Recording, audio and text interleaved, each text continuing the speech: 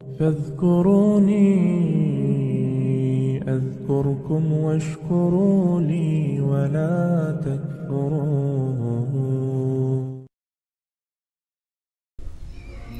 اس کا پس منظر یہ ہے کہ آپ کو پتہ ہے کہ 2 ہجری کے اندر غزوہ بدر ہوئی تھی، جو سورۃ الانفال میں ڈیٹیل سے آئے گا کہ اللہ نے اپنے نبی کے ساتھ وعدہ کیا تھا کہ 2 لشکروں میں سے ایک لشکر تمہیں میں دے دوں گا۔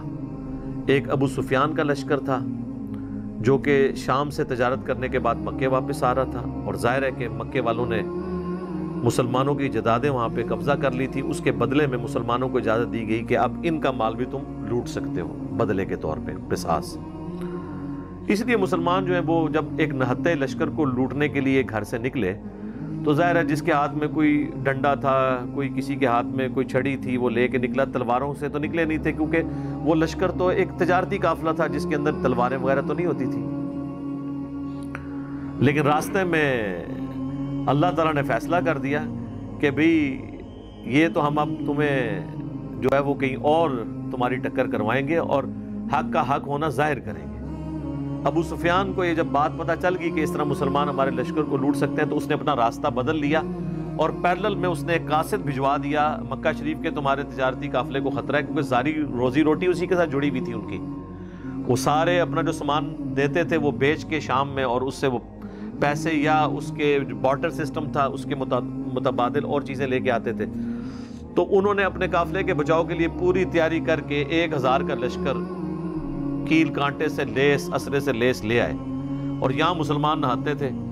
اب مسلمانوں کے سامنے آفر تھی، قرآن نے کہا کہ تمہارا تو دل تھا کہ تم تجارتی قافلے کو لوٹتے، لیکن اللہ تعالیٰ ان 313 نہتے مسلمانوں کو ٹکروانا چاہتا تھا ان 1000 اسلحے سے لیس لوگوں کے ساتھ، تاکہ اللہ تعالیٰ اسے یوم الفرقان، حق اور باطل کی جیت کا جو فرق ہے، جو حق اور باطل کا فیصلہ کر دے کہ حق جو ہے وہ اس کی جیت ہے اور باطل کی شکست ہے۔ یہ نہیں تھا کہ وہ بالکل ہی اتنے گئے گزرے تھے کہ وہ بیچارے ایک تلوار بھی گھر سے نہیں لا سکتے تھے۔ یہ جو ہمارا پریزنٹ کیا جاتا ہے نا کہ وہ شاید کو بہت غریب تھے، وہ پیچھے ریزن یہ تھی کہ وہ جو تلواریں ان کے پاس نہیں تھی، کیونکہ وہ اس نیت سے تو گئے نہیں تھے۔ تو غیبی مدد آئی اور اللہ تعالیٰ نے فرشتوں کے ذریعے ان کے لشکر کو ملیا میٹ کیا۔ اب اس چیز کا غصہ ان کے اندر موجود تھا، کیونکہ عرب کے لوگ اتنے جنگجو اور قریش کے لوگ جنگجو، اور پھر ان کی ایک عزت، پورے عرب میں ان کا قافلہ کوئی لوٹتا نہیں تھا کہ یہ کعبے کے متولی ہیں، گدی نشین ہیں، خانقاہ نشین ہیں، اور مختلف قبائل کے بت بھی خانہ کعبے میں رکھے ہوتے تھے۔ ان کو یہ بھی ڈر ہوتا تھا کہ اگر ہم نے ان کا قافلہ لوٹا تو یہ ہمارے بت اٹھا کے، ہمارے خداؤں کو، بزرگان دین کو اٹھا کے باہر پھینک دیں گے، تو ہمارے بزرگوں کی یہ توہین کر دیں گے۔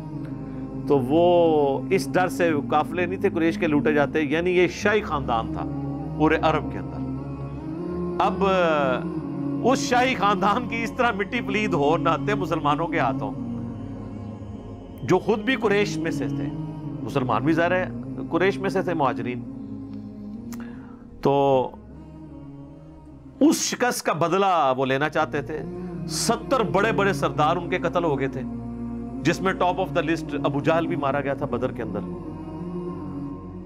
مکے کا کوئی گھر ایسا نہیں بچا تھا جس میں کوئی میت نہ ہو۔ 1 سال انہوں نے پوری تیاری کی کہ ہم نے یہ بدلہ اتارنا ہے۔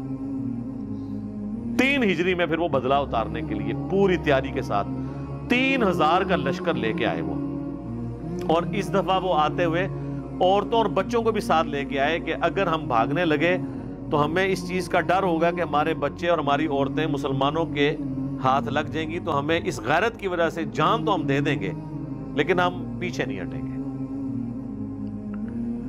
اور اس دفعہ ان کے لشکر میں حضرت خالد بن ولید بھی شامل تھے، جو غزوہ بدر میں شامل نہیں ہو سکے تھے کیونکہ ابو جہل نے انہیں پیچھے مکے کے اندر سردار کے نائب کے طور پہ چھوڑا تھا، اور ابو جہل جو کہ اب مارا جا چکا تھا، اس دفعہ لشکر کی سربراہی جو ہے وہ ابو سفیان کے ذمہ آئی۔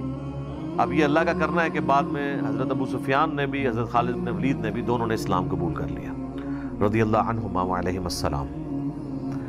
تو لیکن اس وقت تک ظاہر ہے کہ اسلام دشمنی ان میں موجود تھی، بلکہ بدر کے اندر ہی صرف ابو جہل آیا، باقی جتنے جنگیں مشرکین عرب کے ساتھ مسلمانوں کی ہوئی ہیں ایک غزوہ حنین کو چھوڑ دیں آپ، باقی سب میں لیڈر جو ہے وہ کفار کی طرف سے ابو سفیان ہی تھا، چاہے وہ احد ہو، چاہے خندق ہو، یا صلح حدیبیہ والا ایشو ہو۔ تو اب وہ بدلہ لینے کے لیے آ رہے تھے۔ اب مسلمانوں میں یہاں پہ مشورہ شروع ہو گیا۔ اب نبی صلی اللہ علیہ وآلہ وسلم کی ذاتی خواہش یہی تھی کہ ہمیں مدینے کے اندر رہ کے نا مدینے کا دفاع کرنا چاہیے، جس طرح کہ بعد میں غزوہ خندق کے موقع پر کیا۔ چونکہ میثاق مدینہ بھی یہودیوں سے ہوا تھا، تو ہمیں ایک عددی برتری بھی حاصل ہو جائے گی کہ مدینے پہ اگر مشرکین عرب نے حملہ کیا تو یہودی بھی ہمارے ساتھ مل کر ہمارا ساتھ دیں گے، کیونکہ وہ معاہدے کے اندر تو بندھے ہوئے تھے، اور اگر ہم باہر نکلتے ہیں تو پھر ہمیں یہ مدد حاصل نہیں ہوگی۔ لیکن جو لوگ غزوہ بدر کے بعد انصار مدینہ نوجوان لڑکے مسلمان ہوئے تھے، وہ تو ابھی اس شہادت کے جذبے کے ساتھ سرشار تھے۔ وہ کہتے ہیں جی ہم نے کیوں اندر رہنا ہے، ہم نے تو باہر نکل کے لڑیں گے ایسی کی تیسی ان کافروں کی، ہم تو جان دینے کے لیے تیار ہیں۔ تو نبی صلی اللہ علیہ وآلہ وسلم نے کثرت رائے کی وجہ سے یہی فیصلہ کیا کہ ٹھیک ہے، اب اگر یہ اکثریت کا یہی فیصلہ ہے تو ٹھیک ہے، میں اسی کو مانتا ہوں۔ اسلام میں یعنی اس اعتبار سے حلال کے دائرے میں تو جمہوریت ہی دیکھی جائے گی، حلال کے دائرے میں، حرام کے معاملے میں دیکھا جائے گا اللہ کا حکم کیا ہے۔ تو اب یہ دونوں حلال تھے، یا مکے کے مدینے کے اندر رہ کے دفاع کرتے یا باہر، تو اب اکثریت کی رائے تھی باہر، تو آپ نے فرمایا ٹھیک ہے۔ بہرحال یہ اب پہلا موقع تھا کہ نبی علیہ السلام اپنے گھر سے زرہ پہن کے نکلے، تو یعنی صحابہ کو یہ پتہ چل گیا کہ یہ معاملہ کوئی زیادہ سخت ہونے والا ہے۔ آپ نے یعنی خود بھی پہنا، وہ جو سر پہ وہ لوہے کی ٹوپی پہنی جاتی ہے، اور پھر نبی علیہ السلام کو صحیح بخاری میں آتا ہے خواب بھی دکھا دیا گیا تھا کہ آپ کے سامنے ایک گائے ذبح ہو رہی ہے جس کا کافی زیادہ خون نکلا ہے، تو آپ کو یہ پتہ چل گیا تھا کہ میرے کافی سارے اصحاب اس میں شہید ہو جائیں گے۔ لیکن ظاہر ہے کہ اللہ کی تقدیر کو تو کوئی نہیں ٹال سکتا نا۔ تو نبی علیہ السلام باہر نکلے۔ اب آپ باہر جو ہے مورچوں میں مختلف جگہ پہ مختلف لوگوں کی ڈیوٹیاں لگا رہے تھے۔ تو اب یہاں سے یہ وہ اس واقعے کا آغاز سورہ آل عمران کی آیت نمبر 121 سے ہوگا کہ آپ مورچوں کے اوپر ڈیوٹی لگا رہے تھے کہ فلاں نے اس جگہ رہنا ہے، فلاں نے اس جگہ رہنا ہے، اور اس طریقے سے اس معاملے کو لے کے چلنا ہے۔ صحیح بخاری میں ڈیٹیل آتی ہے، قرآن میں بھی اس کا ذکر آ جائے گا آگے چل کے، کہ ایک کرٹیکل درہ تھا، پہاڑی چوٹی تھی، جس کے اوپر آپ نے 50 تیر انداز جو ہے نا وہ مقرر کر دیے، جن کے سردار تھے عبداللہ بن جبیر رضی اللہ تعالیٰ عنہ۔ صحیح بخاری میں آتا ہے نبی علیہ السلام نے ان 50 لوگوں کو یہ وصیت کی تھی کہ تم اگر یہ دیکھو کہ چیل کوے بھی ہماری لاشوں کی بوٹیاں اٹھا کے لے کے جا رہے ہیں، تب بھی تم نے اس پہاڑی سے نیچے نہیں اترنا جب تک میں تمہیں حکم نہ دوں۔ اب اس سے زیادہ تو کوئی نہیں سمجھا سکتا نا کسی کو کہ جو مرضی ہو جائے تم نے یہ درہ نہیں چھوڑنا۔ آخری یہی ہو سکتا تھا نا کہ مسلمانوں کو شکست ہو جاتی اور مسلمانوں کی مدد کے لیے وہ درہ چھوڑتے، آپ فرمایا تم نے تب بھی نہیں چھوڑنا۔ لیکن وہی ہوا کہ جب جنگ میں مسلمانوں کا پلڑا بھاری ہوا تو کافر میدان جنگ چھوڑ کے بھاگ گئے، اور مسلمان جو ہے وہ ان کا پیچھا کرنا شروع ہو گئے، مال غنیمت جمع ہونا شروع ہو گیا۔ قرآن میں بھی اس کا ذکر آئے گا، بخاری میں ڈیٹیل کے ساتھ موجود ہے۔ تو وہ جو 50 تیر انداز تھے نا، انہوں نے وہ پہاڑی جو چوٹی تھی، وہ آج بھی آپ غزوہ احد کے شہداء کا جو قبرستان ہے اس کے پاس وہ آج بھی درہ موجود ہے۔ وہ پہاڑی چوٹی جو ہے چھوٹی سی، اس پہ میں خود بھی چڑھا ہوں، آپ چڑھ سکتے ہیں، اتنی اونچی نہیں ہے، وہ انہوں نے چھوڑ دیا۔ اگرچہ جو ان کے لیڈر تھے عبداللہ ابن جبیر، وہ چیختے رہے کہ اللہ کے نبی نے منع کیا تھا، صرف 15 بندے اس کے ساتھ رہے، باقی 35 لوگ جو ہیں مال غنیمت جمع کرنا شروع ہو گئے۔ اور انہوں نے یہ اجتہاد کیا کہ یہ جو حضور نے فرمایا تھا تو اس صورت میں تھا جب مسلمانوں کو شکست ہوتی ہے، اب تو ہمیں فتح ہو گئی ہے، یعنی اپنی طرف سے اجتہاد کر لیا، حالانکہ حضور نے فرمایا تھا میرے حکم کا انتظار کرنا ہے۔ اس سے پتہ چلا کہ اجتہاد اگر صحابہ بھی کریں اور وہ کتاب و سنت سے ٹکرائے تو اس کی کوئی اہمیت نہیں ہے، تو بابے تو اپنے بوجھ سنبھال کے رکھو، تو بزرگ بھی بوجھ سنبھال کے رکھو۔ اچھا، اب وہی ہوا، خالد ابن ولید کی عقابی نظروں نے یہ دیکھ لیا، چونکہ وہ تھے کیولری کے سردار، یعنی ایک تو پیدل فوج ہوتی ہے نا، ایک گھوڑوں والی فوج، وہ تھے گھوڑوں والی فوج کے اوپر، اور یہاں سے یہ سارے ان کی فوج جب بھاگ کے جا رہی تھی کہ بھئی ہم تو شکست کھا گئے، انہوں نے جب دیکھا نا کہ اس نے درہ چھوڑ دیا ہے، اور ان کو یہ پتا تھا کہ اس پہاڑی کے پچھلی سائڈ کے اوپر راستہ ہے، پیچھے سے لا کے ہم ان پہ حملہ کریں تو مسلمانوں کی فوج کو ہم سینڈوچ بنا دیں گے. پیچھے اس طرف سے کیولری کا حملہ ہو جائے گا, یعنی گھوڑوں کے اوپر, ادھر سے آلریڈی ہماری فوج موجود ہے جو بھاگ رہی ہے, تو ان کو ہم جو ہے نا وہ دونوں فوجوں کے درمیان ان کو پیس دیں گے. بس وہی ہوا. خالد بن ولید نے آ کے نا اس پہاڑی کے پیچھے سے حملہ کیا. اب ظاہر ہے کہ مسلمان تو ابھی وہ تو سامان سمیٹ رہے تھے کافروں کا مال غنیمت, وہ تو ریڈی بھی نہیں تھے. پیچھے سے حملہ ہو گیا اور اس میں ایسی بھگدڑ مچی کہ صحیح بخاری میں آتا ہے کہ بعض صحابہ بھی صحابہ کے ہاتھوں قتل ہو گئے اس جس میں فرینڈلی فائرنگ کے اندر, جس میں حضرت جابر بن عبداللہ کے والد بھی شہید ہو گئے تھے. ان کو مسلمانوں نے ہی مار دیا, ایسی بھگدڑ مچی. اور اس کا ایفیکٹ ہوا کہ حضرت حمزہ بھی شہید ہو گئے جو کہ آرمی چیف تھے مسلمانوں کے. پھر ان کی لاش کا مسئلہ کیا گیا. ہند جو ابو سفیان کی بیوی تھی, چونکہ غزوہ بدر میں ابو سفیان کی بیوی کا بھائی اور اس کا باپ عتبہ بن ربیعہ اور بھائی اس کا ولید بن عتبہ, یہ سب لوگ, اور چچا, یہ سب لوگ مرے ہوئے تھے. یہ سب کچھ جناب عمر سیریز کے اندر انہوں نے فلمایا ہے. آپ کو جناب وہ غزوہ احد کے موقع پہ انہوں نے پہنچا دیا ہے. اردو ڈبنگ کے ساتھ بھی ہماری ویب سائٹ ahlsunnatpak.com کے اوپر رکھی ہوئی ہے, آپ ڈاؤن لوڈ کر کے اسے ضرور دیکھیں. تو اس نے وہ کلیجہ چبایا اور مسئلہ کیا لاش کا, اور مسلمانوں کا ظاہر ایک تکلیف پہنچی. مدینے کا کوئی گھر نہیں تھا جس میں کوئی میت نہ ہو, اتنے مسلمان شہید ہو گئے. انصار مدینہ, مسلمانوں کے حوصلے پست ہو گئے کہ جی کدھر بدر کی کامیابی اور کدھر احد کے اندر اتنی شکست کہ سب سے بڑھ کر کے اللہ کے نبی علیہ السلام کی بھی شہادت کی خبر مشہور ہو گئی. قرآن میں اس کا بھی ذکر آئے گا.